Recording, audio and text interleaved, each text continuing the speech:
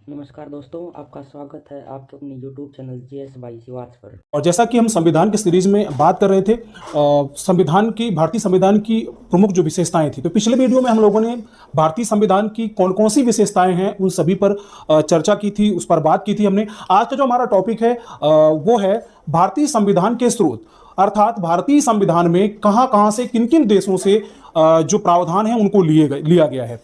तो बहुत सारी ऐसी इंटरेस्टिंग बातें भी होंगी जो शायद आपको नहीं भी पता होंगी, इसलिए इस वीडियो को आप जरूर ध्यान से देखिए।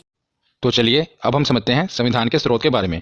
संविधान के स्रोत का मतलब है कि जो हमारा भारतीय संविधान बना है इसमें कई देशी स्रोत भी हैं और कई विदेशी स्रोत। देशी स्रोत मतलब जब तक हम अंग्रेजों का राज रहा वो कई अधिनियम और एक्ट लेकर आए थे भारत में, तो हमने अपने संविधान में उसे भी सम्मिलित किया है। और कई विदेशी स्रोत हैं, मतलब जो कि विदेशों के संविधान है उससे भी अच्छे अच्छे कानूनों को हमने सम्मिलित किया है हमारे भारतीय संविधान में। तो ये देशी और विदेशी स्रोत हम दोनों पढ़ेंगे। तो दुनिया भर के संविधान को बारीकी से परखने के बाद बाबा साहब भीमराव अम्बेडकर जी ने भारतीय संविधान का मसौदा तैयार किया। और भारतीय संविधान के अनेक देशी और विदेशी स्रोत हैं। तो देशी स्रोत हम पहले पढ़ लेते हैं। तो भारतीय संविधान पर सबसे अधिक प्रभाव भारतीय शासन अधिनियम 1935 का है।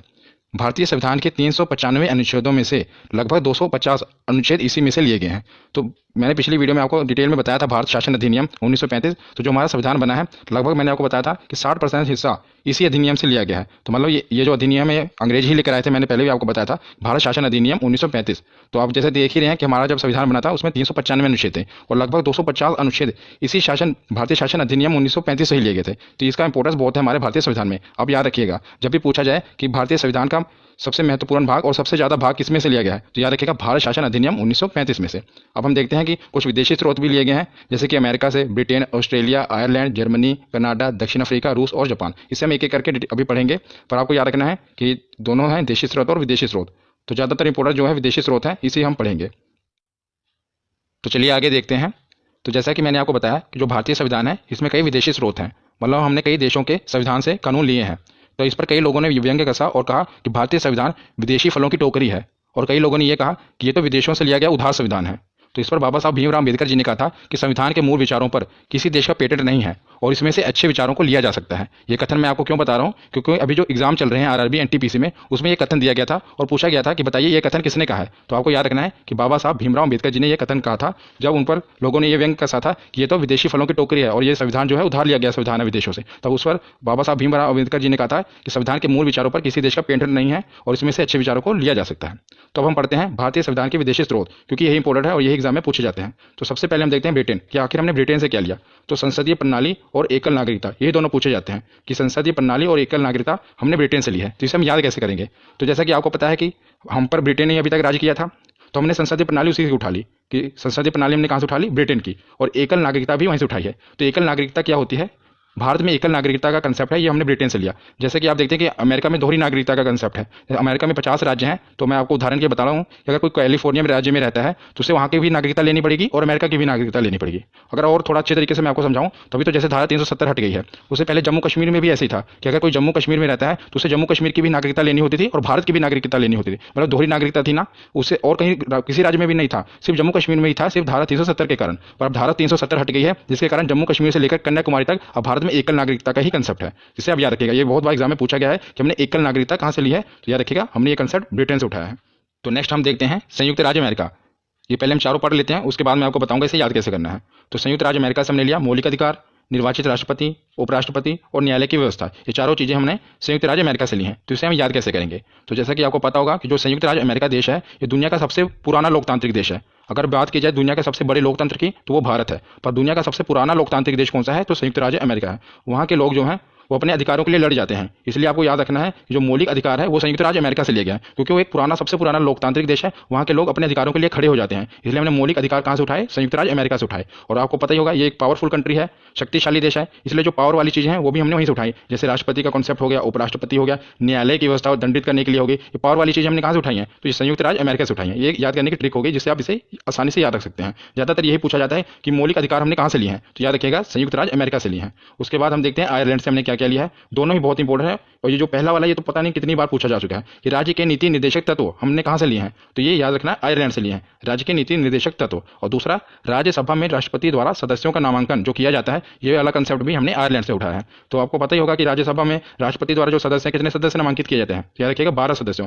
12 सदस्यों का चयन जो है राष्ट्रपति द्वारा किया जाता है। बाकी तो आपको पता है इंटरनल वहाँ पर वोटिंग से ही आते हैं, इंटरनल वोटिंग से। और बाकी जो 12 सदस्य हैं वो राष्ट्रपति जो ज़्यादा चुने जाते हैं। कला के क्षेत्र में हो गया, साहित्य के क्षेत्र में हो गया, विज्ञान के क्षेत्र में।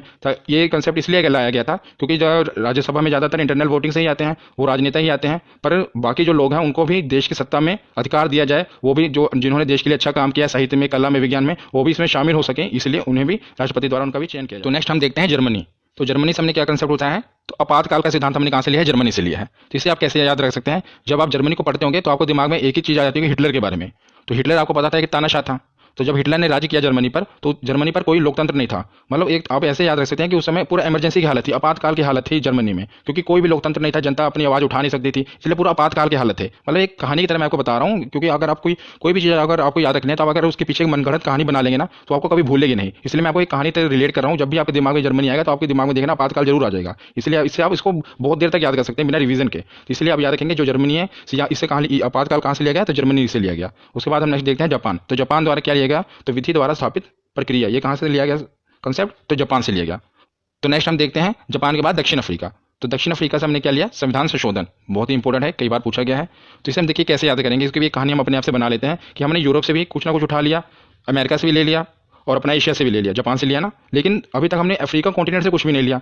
तो अफ्रीका में देखा जाए तो सबसे विकसित देश कौन सा है? तो साउथ अफ्रीका। तो साउथ अफ्रीका से हमने उठा लिया संविधान संशोधन। तो संविधान में अगर कुछ भी अमेंडमेंट करनी है, संशोधन करना है, तो वो वाला कंसेप्ट हमने कहाँ से उठाया? तो दक्षिण अफ्रीका से। मतलब इस कहानी से आप इसको याद रख सकते हैं कि हमने हर जगह से उठा लिया लेकिन अफ्रीका से कुछ नहीं लिया। तो अफ्रीका से सबसे इंपॉर्टेंट चीज़ ले ली कि संविधान में संशोधन करना है। तो अफ्रीका में कहाँ से ली? तो अफ्रीका का जो सबसे विकसित देश है साउथ अफ्रीका, वहाँ से हमने ये ले लिया। उसके बाद नेक्स्ट हम देखते हैं ऑस्ट्रेलिया।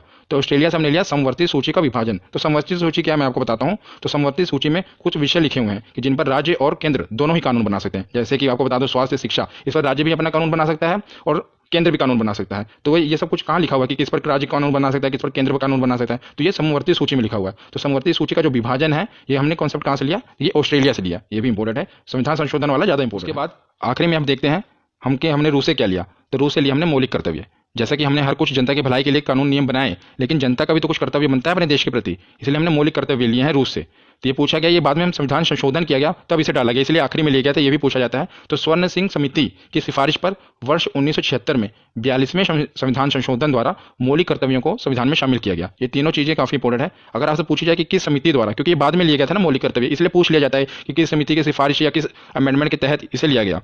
तो याद रखिएगा, स्वर्ण सिंह समिति थी, इसकी सिफारिश पर, वर्ष था 1976 और कौन सा संशोधन था? तो 42वां संविधान संशोधन था। उसके द्वारा मौलिक कर्तव्यों को संविधान में शामिल किया गया था। तो ये हमने कॉन्सेप्ट लिया कहाँ से था? तो रूस से लिया था। तो वही कहा गया कि भारतीय संविधान में काफी सारे देसी और विदेशी स्रोतों का इस्तेमाल किया गया। जैसे देसी स्रोत 1935 वाला हो गया, हमारा अपना सोर्स है। विदेशी स्रोत में बाकी जो भी कंट्रीज हम लोग लेकर गए, पर इससे जो सबसे ज्यादा प्रभाव पड़ा है संविधान पे हमारा, वो है भारत शासन अधिनियम 1935। मैंने आपको बताया ना कि 75% जो पोर्शन है वो हूबहू इसी का उठाकर रख दिया गया है, बाकी हमने 25% बनाया है लगभग। जैसे आप देखिए कि मूल संविधान में कितने अनुच्छेद थे? 395। जब मैं आपको संविधान निर्माण की प्रक्रिया पढ़ा रहा था, जो लेक्चर इसका BS2 था, उसमें मैंने आपको बताया था कि जो उस मूल संविधान में अनुच्छेद बनने के बाद 395 अनुच्छेद थे। तो 395 में लगभग 250 अनुच्छेद ऐसे थे जो सीधे कहां से उठाए गए हैं? भारत शासन अधिनियम को उठा करके हूबहू या तो पूरी तरह से या तो थोड़ा बहुत चेंज के साथ इसको शामिल कर दिया गया है। तो सबसे ज्यादा जो प्रभाव पड़ा है हमारे संविधान पे वो है भारत शासन अधिनियम 1935 का, इस पे सबसे ज्यादा इफेक्ट पड़ा। ये जो सारी चीजें हैं काफी इंपॉर्टेंट है। इसको आप प्रैक्टिस ऐसे कर सकते हैं, आप वो पूरे वर्ल्ड का एक मैप बना लीजिए, ठीक है, संसार का एक मैप बना लीजिए और कौन कौन सी चीजें कहाँ कहाँ से ली गई हैं। जैसे कि देखिए, रूस से मौलिक कर्तव्य लिया गया है, ठीक है, ऑस्ट्रेलिया से समवर्ती सूची लिया गया है, जापान से विधि द्वारा स्थापित प्रक्रिया लिया गया है। मतलब सारी चीज आप मैप में लिख डालिए, आपको आसानी हो जाएगा याद रखने में। जो चीज हम देखते हैं वो हमें ज्यादा याद रहती है, ठीक है। तो इसी तरह आप इस मैप को बना लीजिएगा और प्रैक्टिस कीजिएगा, आपको याद हो जाएगा। Thanks for watching. अगर आपको हमारा वीडियो अच्छा लगा हो तो लाइक कीजिए, शेयर कीजिए एवं न्यू यूजर सब्सक्राइब कीजिए।